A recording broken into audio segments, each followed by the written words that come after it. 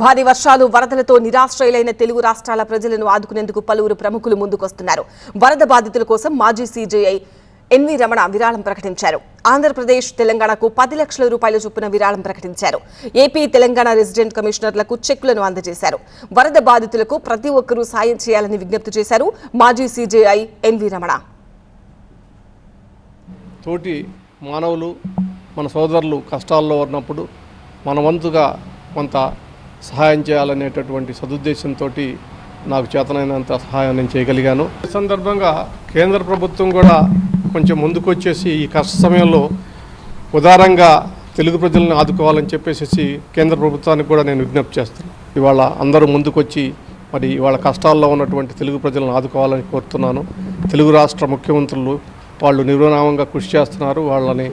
వాళ్ళకి మద్దతుగా నిలిచి మన తెలుగు ప్రజలకి సహాయం చేయాలని కోరుతున్నాను. అదేవిధంగా సమాజంలో అశాంతి కానీ, ఆకలి కానీ ఉంటే మనకి ఎంత సంపద ఉన్నా కూడా మనం అనుభవించలేనటువంటి విషయాన్ని మనం గుర్తుపెట్టుకోవాలా. అందుకని చెప్పేసి తెలుగు ప్రజలకి ఈరోజు ఉన్నటువంటి కష్టకాలంలో సహాయాన్ని అందించవలసిందిగా చేతులు జోడిస్తున్నాను.